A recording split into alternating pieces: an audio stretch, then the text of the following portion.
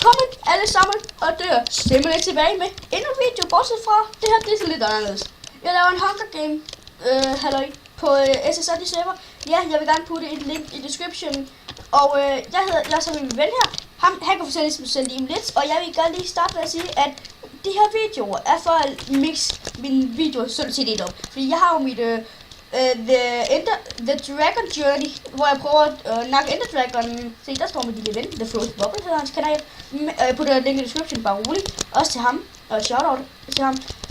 Fordi han hjalp mig med det her OBS, som er vores program, vi optager med. Optagelsesprogram. Og det er vildt godt. Nemt, det der hørte du en stemme. Og de her Titan MC Hunger Games videoer kommer ud hver eneste, hvad hedder det? Øjeblik. Undskyld gutter, virkelig undskyld, det var mig der lyde. Jeg kunne ikke holde det ind. Men den putter jeg ud både engelsk og dansk om søndagen hver uge. Og jeg putter Mineplex, som også er en anden multiplayer server, sådan nogle små minigames. Både engelsk og dansk lørdag. Og det er forskelligt, om vi spiller med Seppe eller ej. Som er Frozen Bubble. Ja, og jeg er Frozen Bubble. I kan gå ind og tjekke min kanal ud. Jeg spiller Minecraft. Indtil videre. Men jeg kommer til... Jeg står foran ham nu, de sender hans ud, og han hedder Tobias F2012. Og jeg hedder Men bare til næste opdatering, der kommer vi til at ændre dem. Det bliver så fedt. For jeg hader lige nu hedder jeg Fido. I kan se mig. For jeg hedder ikke engang Tobias, altså. Jeg hedder Sebastian. I kan se, jeg laver en pil nu. Det er mig. Det er mig i chatten. Ja. Jeg hedder Fido. Men hvad hedder det? Jeg var 9. Slap af, jeg var 9 eller 8 eller sådan noget. Okay. Ja, mit navn er Frozen Bubble. I kan gå ind og tjekke min kanal ud. Jeg spiller Minecraft og laver tutorials, gameplays.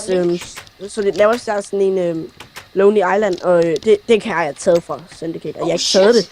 Men I skal bare gå ind og tjekke Syndicates kanal ud, fordi at den er fandme awesome. Han er for fed, han er for ja, det er han fandme. Han er for god. Han livestreamer også, det siger. Jeg kommer til at livestream, og hvad hedder det, vi er i gang med sådan at finde ud af, fordi at vi har en teori om med noget med vores PlayStation og så Xbox, og få dem til at optage med computeren, altså optage det er sådan noget projekt, vi har kørt. På grund af, at et optagelsesprogram til en PlayStation, altså ordentligt, det koster omkring 1000 kroner, og det er lidt dyrt. Det er rigtig dyrt i forhold til, at vi ikke har nogen, vi har 2-5 subscribere, eller sådan stil. Ja, men jeg kan, hvis det ikke virker næste, så no shit, så køber jeg Battlefield 4 til computeren, og så kommer jeg til at spille lidt af det. Men i hvert fald, så kommer jeg til at livestreame, når jeg har minimum omkring de, når jeg har 10-50 subscribes. Fordi man får også mange subscribers ud af at livestream, for det er sådan, at folk de opdager en. Folk de opdager mest en på over livestream, så det er det der, hvor man altså... Jeg har 2 iron ingots. Okay, løb. Ja, jeg er på vej væk. Så jeg er lige her. Der er en et stingsvær. Shit, jeg er ved at dø. Jeg tror lige, jeg... Kom bare, løb. Jeg ved ikke, hvorfor jeg spiste en beef, jeg gik bare løb videre. Okay. Jeg har 2 iron ingots. Fedt. Okay. Det her, vi spiller Hunger Games. Ja, på Sunday server. Ja, det er Titan MC. Den er fandme god, altså. Den er lækker. Den er lækker. Hvad er det? Okay, der var bare en jet. Så er det godt. Må kan den være med i hoppers? Nej. Nå, så. Men ja, vi kommer skal ikke loot det her. Der er en havn dernede. Jeg troede, at der stod sgu noget i chatten, at det var Nice. Der er en spiller lige her. Jamen, det er også fordi, vi spiller selv. Han er fandt, der er en spiller her, jeg så ham. Ja, han har lootet. Han har ikke noget. Så hvor du? Det er det der. Der er en spiller lige. Der er en spiller nede i vandet. Seriøst? Shit. Ja, han har hoppet nu, han har lige været ikke så godt. Ja, jeg har op. Lad os bare løbe. Så kom.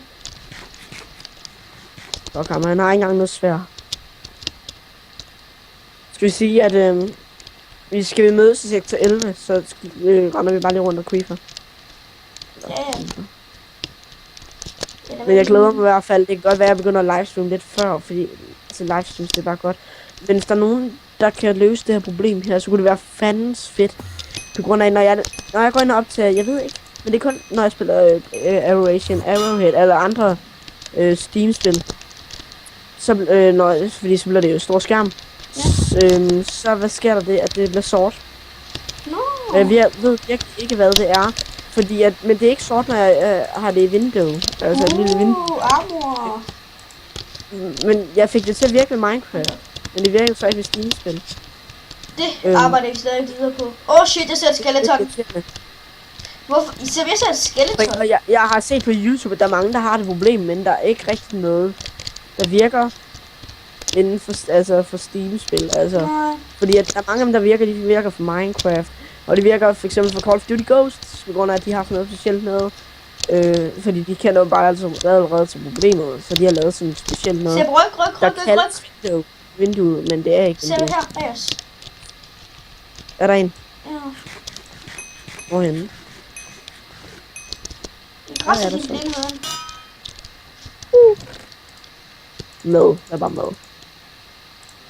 Og nogle lædersko, som det ikke kan kalde. Ham der, havde han noget stof på sig, eller hvad? Det ved jeg sgu ikke. Jeg så ikke det. Det er ikke sjovt. Ja, han det ligner, han render rundt hjælpeløs. Okay, bare, du kan lige tage det sidste mad, der. Jeg tager ikke noget, altså. Bare tag alt det Because I like to be fat. Det har vi været jeg går altså lige over og tjekker den der del af byen ud. Jeg kommer med. Okay, godt. Jeg kan så se en spiller herovre, jeg kan ikke lide ham. Det ligner han røg. Det er ham der var nede i vandet lige før. Nå, fedt. Han har ude i vandet igen. Han er bange. Så jeg kommer, så jeg kommer. Ja, han er bare nede i vandet, altså det var sådan en evig jagt. Acid rain. Det er nej! Gælder det inden dør? Det gælder ikke inden dør. Heller ikke nede i vandet, Der er et skelet. Heller ikke nede i vandet, eller hvad? Nej. Han dør. Jeg er også gået ud af det der. Det virker nede i vandet. Ja, jeg overlever.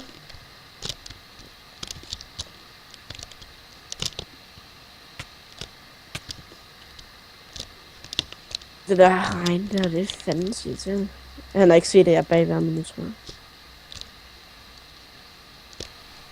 Jeg ved godt, det er virkelig, virkelig kedeligt for jer gutter, som ser mit video. Men ellers så dør jeg. Se, hvad er det en? Jeg er lige dræbt. Se, hvad havde han? Hvad siger du? Fælkestang, okay. Den der regn der, det er ondt.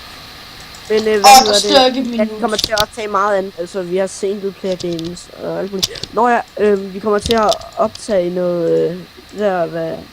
hvad hedder det? Vi kommer til at optage sådan noget survival noget. Hvor vi er på en ø, hvor det gælder om at overleve længst tid og sådan. Ja. På hard. Sådan. Ja. Sådan. Det er rigtig sjovt. Men det bliver fedt. Det bliver fandens fedt, egentlig. Altså. Og det skal vi selvfølgelig også lige sætte op.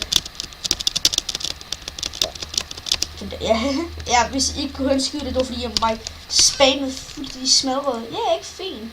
Smadrede min space test. For sjov. Ja, hvor vil jeg bare ikke. Jeg render rundt i spawn, ikke? Og bare... nej.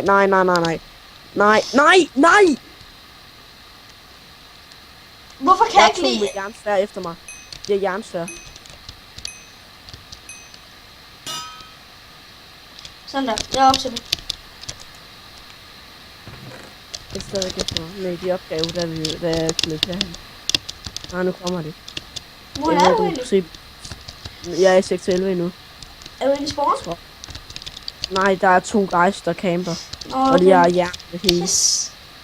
De er også gået lige før, at jeg døde. Ja, okay. Hvis de havde løbet efter mig, så var det. Nej, de har løbet efter mig.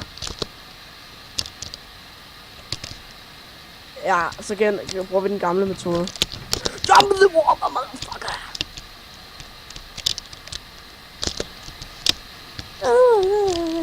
Pisse, jeg tror om.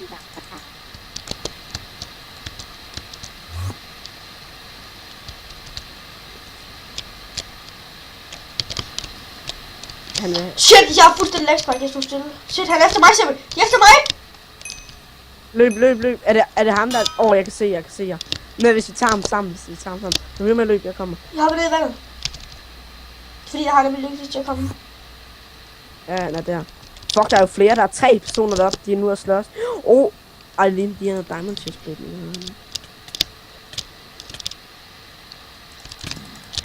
Jeg går med i kamp. Ikke hvor er det? Jeg dør det her.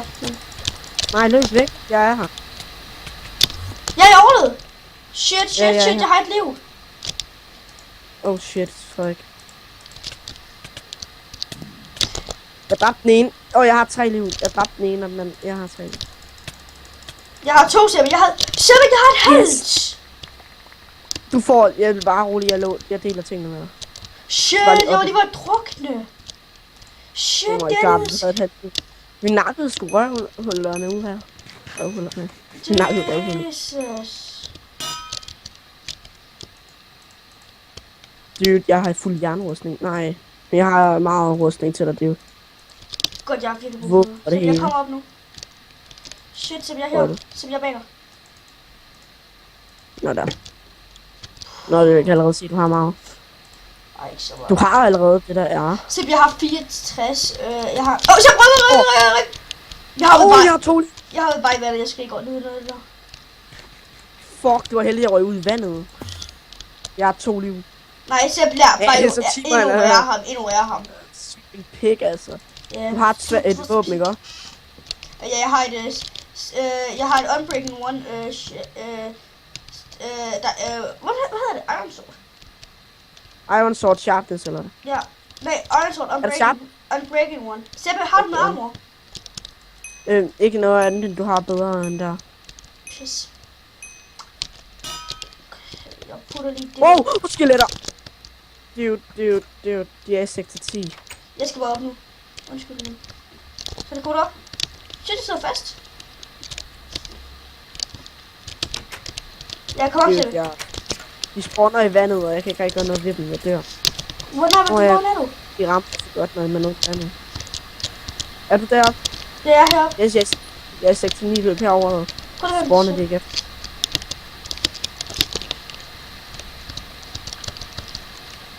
Vi er efter. Jeg kan godt komme op herovre. Shit. Ja, okay, jeg lægger simpelthen så meget. Jeg stod stille i luften. Fuldstændig. Det er skeletter, der spawner oven i hovederne på det. Shit, wow, rolig. Wow, slap af. Begynd over i 6 til 9. Jeg er 6 til 9. Det er klart godt. Fucking god. Jeg er 6 til 9. Det er det, jeg havde ved Venese, fordi der er så meget, at computer hele tiden skal render og loader og alt det der. Lol, er vi i Venise? Ej, jeg har slet ikke været inde i slottet endnu. Fuck, jeg havde helt glemt, at vi var i Venise. Shit, skeletons. Hvor? Lige der. Yes.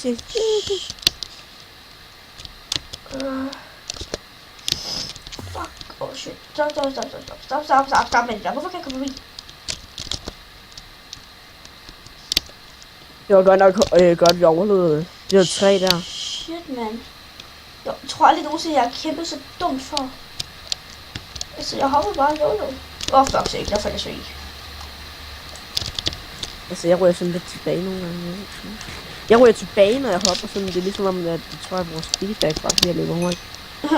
En jernsvær, der er en enchanted. Han er fuld jernrustning næsten. Så er det ikke mig. Ja, jeg skal endelig også selv. Sebbe, jeg har fundet noget rustning. Den har vi sådan. Jeg har fundet pinde, Sebbe. Jeg har fundet nogen, som bare har lavet pinde stå. Det er godt, fordi jeg har bare brug for det crafting table. Og gutter, jeg har set den kiste derovre. Jeg er på vej hen til nu. Jeg tror, jeg skal angribe ham der. Jeg ved det ikke helt. Der er 2 kister her. Han har en enchanted jernsvær. Og det vil jeg fandme have, din røvslikker. Jeg var det i det enchanted jernsvær. Det er sharpness. Jeg skal være helvede til. Jeg er heldigvis okay, jeg er det. Ja, han har skarphed lidt. Tænker jeg nok. Ja, det er ham. Ej, det var ham, der så ville være team med os. Ja, Han er som ved slår os, og så ville man tænke på ham. Jamen, han gik også over til mig sådan, og så lavede han lidt time, han var lidt sådan bange, men jeg vil gerne have en skærmsvær. Han laggede det, tror jeg, fordi at, Den er både han ramte rigtig dårligt. Ja. Og når jeg gutter grund til, at jeg lægger simpelthen så meget, jeg ved godt, det er fordi, jeg har mit YouTube-åben. Fordi jeg er i gang med at uploade, så mit internet daler fuldstændig. Så bliver bag dig! Bliv stående! Det her! Så Dude. bag dig! Dude. Det kun også 2 der tilbage. Så bag dig! Nej, vel? Faktisk, det kun også 2 der tilbage. Jo, Nej, prøv at vente. Prøv at trykke shift. Spectators minus, det er 0. Og tributes minus, nej det er 2. Vi er 2. Nej, prøv at vente, Sølle. Det er jeg ikke så sikker på. Der er ikke nogen, der svarer, det er kun os. Nej, Det vel? er kun os. Ja. Seriøst? Ja, der kommer deathmatch nu, tror jeg. Hvor er du overhovedet? Nej. Så jeg aner ikke, hvor du er. Hvornår kommer der deathmatch? Jeg ved heller ikke, hvornår. Ja, det er kamp. Jeg aner ikke, hvor du er. Må jeg skynde mig? Oh my god, det jeg kan ikke lide. Hvor meget skader jeg på hook? Frederik. Au, fuck. De er kolde. Skal jeg tage en kage? Jeg har et af dem. Du er tilbage, det gør jeg også. What the fuck? Ja, det gør jeg. Det gør jeg også. Det er ikke fordi, jeg har Man mit kan- YouTube åben. Nej, men det gør jeg også. Jeg ved ikke helt. What the fuck? What the fuck? Jeg gør det. Frederik, jeg kunne også slå på dig, sådan du stod sådan stille i luften. YOLO. Hvor meget skadede jeg på hit? Det ved jeg sgu ikke. Det tager jeg ikke. Oh! Shit on a brick. Kan du ikke løbe heller?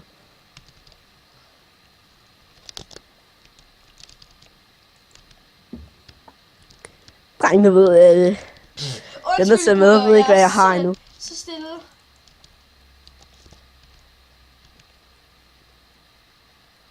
Hvor mange liv har du? Et halvt. Nej! 1,5. Nej, et halvt. Man, hvad skete der, fordi der er lag spikes? Jeg ved heller ikke, hvad der skete. Du røg sådan frem og tilbage. Så jeg fik den 24/7. Ja, det skete kun en gang med mig. Ja. Nå, gutter, Hvor meget fik jeg? Så vil du starte din outro? Ja, vi ses gutter, og alle jer, der har set med i bare vores homies, altså. Vi, ja, I kan blive fortsat med at se med, altså, fordi hvis I kan lide det her jo. Så jeg håber, I vil fortsætte med at se med. Det håber vi i hvert fald, fordi Ja. det kunne være kæmpe stort for os. Ja, og nu starter vi vores kanaler ud i forgårs. Ja, nemlig. Altså vores, og så, de her videoer, som vi sidder op til nu, de kommer først, ved mig kommer de først ud omkring i nat, måske, jeg ved ikke hvornår, de kommer først ud i nat, fordi at jeg uploader først, når det er net, altså, fordi der står den bare og uploader. Det går min Altså, for jeg gider også. ikke. Og så står den så i slumring bagefter. Men jeg vil også... Ellers får jeg mit vækkeur til. Men jeg vil også sagt alle jer, der ser med fra mit perspektiv, gå over og tjek Seppes kanal. Jeg putter et link i descriptionen. Og... Ja, så Ja, vil det samme gør jeg. med mig. Og så vil jeg huske at sige subscribe, hvis I har lyst til, hvis I synes, at vi... hvis I rigtig faktisk gider at se på os. Og husk, hver weekend kommer der minigames ud. Både engelsk og dansk til jer, som har lyst til begge dele. Og glæder jeg til det. Og vi ses. Jeg hedder Simmerly, det er Sæbe, og vi kommer til at gøre en hel masse mere af det her Okay. sammen. Så jeg vil Vi sige, ses, det er Frozen Bubble og Simulate. Vi bye ses. bye. Ja. Hej hej.